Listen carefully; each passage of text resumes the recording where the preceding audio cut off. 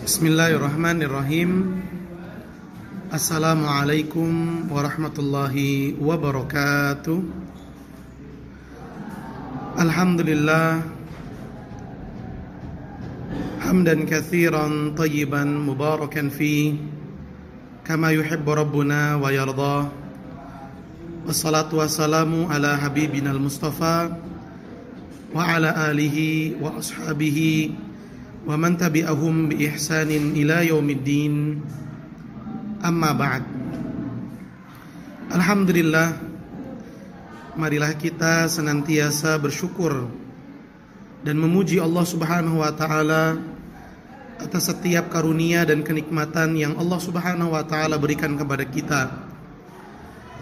Dan tidak lupa pula, marilah kita juga memperbanyak bacaan salawat kepada junjungan kita Nabi yang mulia Nabi Muhammad sallallahu alaihi wasallam, juga kepada keluarganya, kepada para sahabatnya, dan kepada orang-orang yang selalu setia mengikuti jejak sunnahnya hingga hari kiamat. Kaum muslimin dan muslimat, a'azzani Allah wa iyyakum. Bahasa Arab adalah bahasa Islam, bahasa kaum muslimin. Allah Azza wa Jalla menjadikan bahasa Arab sebagai bahasa Al-Quran dan hadis Rasulullah sallallahu alaihi wasallam. Maka sudah seyogyanya kita sebagai kaum muslimin untuk mempelajarinya dan berusaha untuk dapat menguasai bahasa ini agar kita bisa memahami Al-Quran dan hadis Rasulullah sallallahu alaihi wasallam. Tips agar bisa istiqomah dan sukses dalam belajar bahasa Arab. Yang pertama adalah niat. Niat merupakan pondasi penting yang harus kita tanyakan kepada diri kita sebelum kita melangkah lebih jauh. Kita sebagai seorang muslim harus menata niat kita dalam setiap langkah untuk sebuah urusan kita, agar jangan sampai kita sudah melangkah begitu jauh, mengorbankan seluruh harta, tenaga dan waktu, namun sayang ternyata semua yang kita keluarkan sia-sia. Hal itu karena niatnya tidak sesuai dengan tuntunan syariat Islam. Sebagai seorang muslim, hendaknya kita jadikan setiap aktivitas kita bernilai ibadah. Bagaimana caranya? Caranya ialah dengan niat semata-mata mengharap wajah Allah, mengharap ridha Allah Subhanahu wa taala. Dan dalam belajar bahasa Arab, niat awal kita hanya untuk mengharap wajah Allah. Rasulullah sallallahu alaihi wasallam memberikan peringatan. Beliau sallallahu alaihi wasallam bersabda yang artinya, siapa belajar ilmu agama tapi tujuannya untuk mendapatkan dunia, maka dia tidak akan bisa mencium bau surga.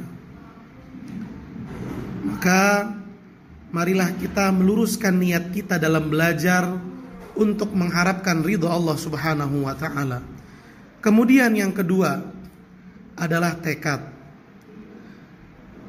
Setiap rencana pasti mempunyai tujuan,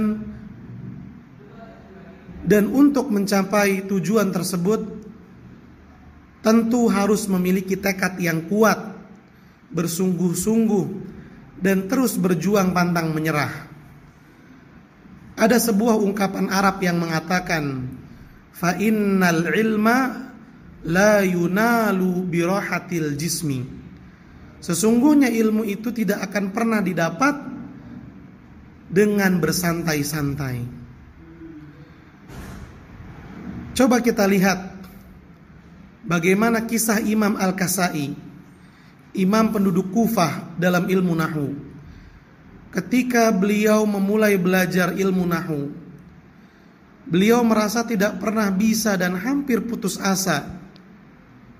Suatu hari beliau melihat seekor semut merangkak di dinding membawa sepotong makanan.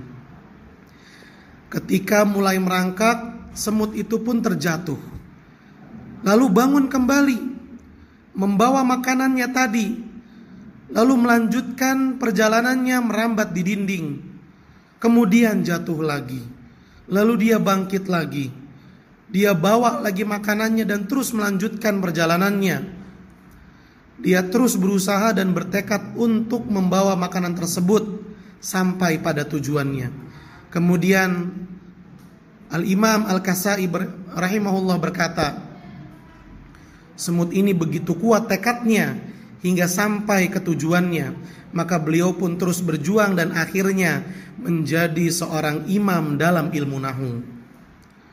Dalam sebuah pepatah Arab juga dikatakan, man jadda wajada. Barang siapa bersungguh-sungguh pasti ia akan mendapatkan. Fenomena perjalanan dalam mempelajari bahasa Arab,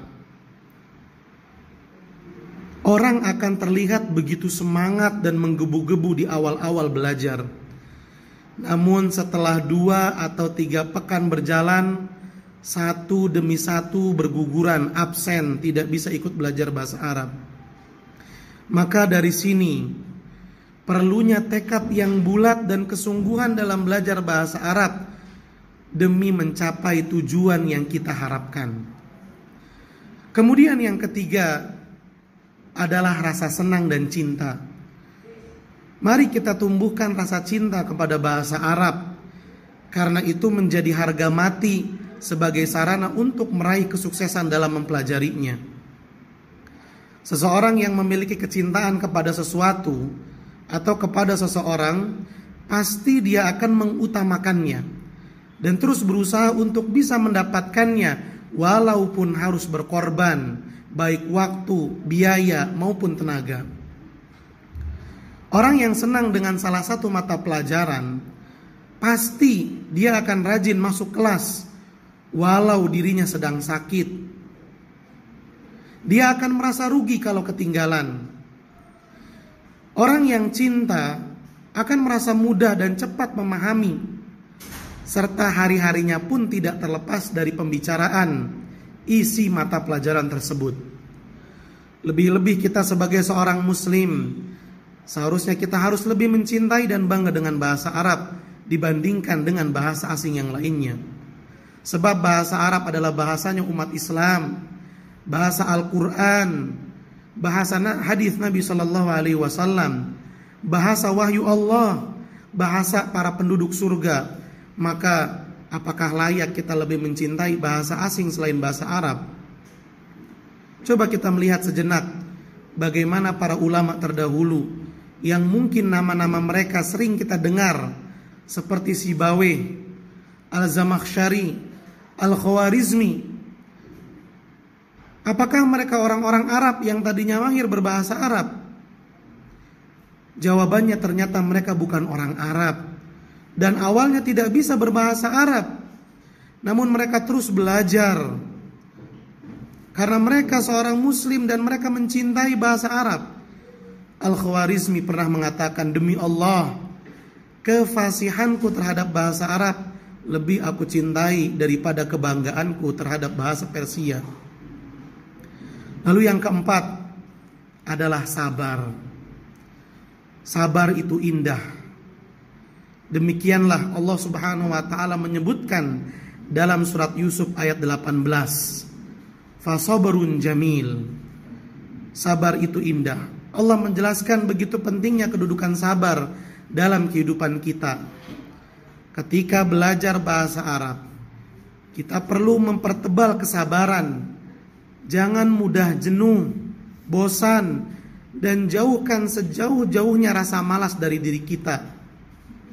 Tidak mungkin orang akan membangun rumah langsung dari atapnya. Pasti dia akan memulai membangun dari pondasi yang kuat dan kokoh. Di permulaan belajar bahasa Arab, kita akan belajar dari materi-materi dasar terlebih dahulu. Kemudian baru masuk ke materi yang lebih tinggi dan begitu seterusnya. Kita akan memulainya dari jilid 1, 2, dan seterusnya. Dan tidak akan pernah loncat dari satu jilid ke jilid yang lainnya. Dalam kaidah bahasa Arab disebutkan, man lam yutkin al-usul harumal wusul. Barang siapa yang tidak kuat dasar ilmunya, maka dia akan terhalang untuk sampai kepada tujuan ilmu yang ia pelajari. Di tahap pertama belajar bahasa Arab, harus kita sadari bahwa tahap ini seperti seorang anak yang mempelajari bahasa dari ibunya, yang mana awal mula yang dipelajari adalah cara mengucapkan. Di awal kita belajar bahasa Arab, kita akan sering dan terus berucap. Bahkan mungkin kita akan berteriak-teriak untuk melafazkan huruf, kata, atau kalimat dalam bahasa Arab. Dan selain mengucapkan, di tahap awal ini kita juga perlu kosakata. Kosakata menjadi kebutuhan pokok dalam belajar bahasa Arab. Karena bagaimana mungkin kita bisa berbicara kalau kita tidak memiliki kosakata? Bagaimana mungkin kita akan membuat satu kalimat kalau kita tidak menghafal satu persatu kosakata? Oleh karena itu, ketika kita belajar bahasa Arab, siapkanlah buku kecil khusus untuk menulis kosakata yang kita temui. Dan bedakan antara kata kerja dengan kata benda. Ketika kita menulis kata kerja, tulis juga bentuk madi dan mudoreknya. Begitu juga dalam menulis kata benda, tulis bentuk mufrad dan jamaknya. Dan yang terakhir, berusahalah untuk menguasai dan memahami materi yang dipelajari sepenuhnya. Tentunya materi yang dipelajari setahap demi setahap. Dan kemudian teruslah bersemangat untuk melatih dan mempraktekannya, karena semakin sering berlatih, semakin bertambah kemampuan. Sebagaimana seorang bayi yang awalnya berbicara terdengar tidak jelas, namun karena terus berlatih dan mengulang, akhirnya pun jelas dan fasih. Semoga Allah Subhanahu wa taala mudahkan kita untuk mempelajari, menguasai, dan mahir dalam bahasa Arab. Semoga Allah Subhanahu wa taala memberikan kepada kita pertolongannya, dan semoga Allah Subhanahu wa taala menjadikan kita orang-orang yang mudah istiqomah dalam belajar, mudah memahami ilmu. Semoga Allah Subhanahu wa taala menjadikan usaha kita sebagai amal soleh yang akan mendatangkan banyak pahala, dan semoga Allah Subhanahu wa taala meridhoi setiap langkah usaha kita. Barakallahu fikum wa jazakumullahu khairan katsiran.